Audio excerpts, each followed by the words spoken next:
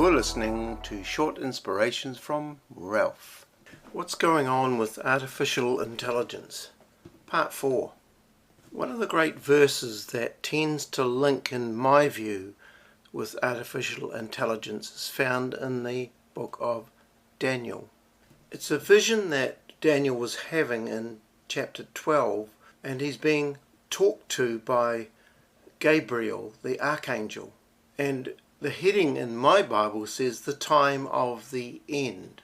And Gabriel talks to Daniel and says there shall be a time of trouble, such as never was since there was a nation until that time. And at that time your people shall be delivered, every one that shall be found written in the book. And in verse 2 it says, and many of those who sleep in the dust of the earth shall awake, some to everlasting life, and some to shame and everlasting contempt. Then he talks directly to Daniel with a fascinating verse. In verse 4 it says, but you, O Daniel, shut up the words and seal the book, even to the time of the end. And here it is, many shall run to and fro, and knowledge shall be increased. And so this verse is talking about speed of what is happening, what is travelling, and it's linked directly with knowledge. And in talking about artificial intelligence, the two go together perfectly.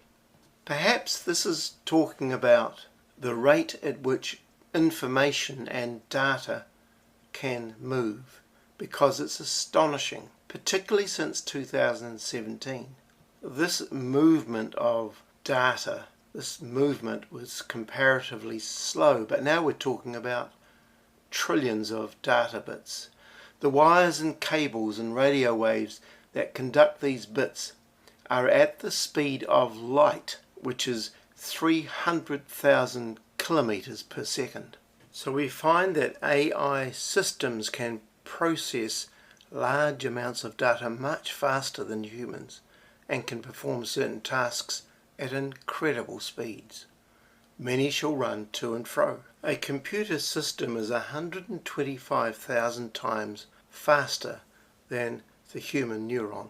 And so AI is developing faster than experts imagined.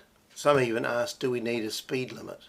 And then he says, knowledge shall increase. Knowledge there means a cunningness or even an awareness. It's sort of like the horizon opens up for a person, or the eyes are opened to new realms of understanding. And that word increase is very interesting too. It means in the Hebrew an abundance, to be in authority, to enlarge, excel, to be full of, to heap up, to grow up. With AI, it seems as though the world is on a new frontier, the birth of a new age, because these capabilities have exceeded man's understanding about what needs to happen. Jesus also refers to Daniel back in Matthew 24 that I referred to before, and he's talking about unprecedented times near the end.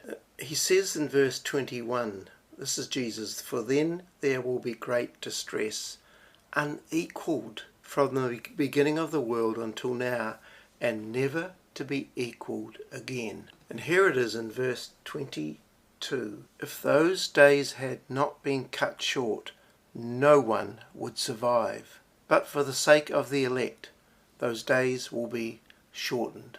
And here Jesus is talking about extinction.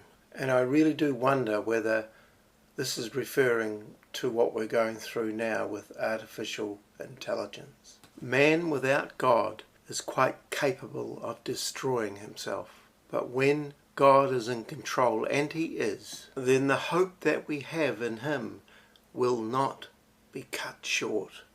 It says in Deuteronomy 31 verse 8, the Lord himself goes before you and will be with you. He will never leave you nor forsake you. Do not be afraid. Do not be discouraged. David even said in Psalm 73, "My flesh and my heart may fail, but God is the strength of my heart and my portion forever." Finally, I leave you with this verse from John 14:27. "Peace I leave with you, my peace I give you. I do not give to you as the world gives." There we go. Do not let your hearts be troubled, and do not be afraid. People, the real stability, the real truth, the real peace comes from the hand of God, not from any other person or system that man has made. God bless you.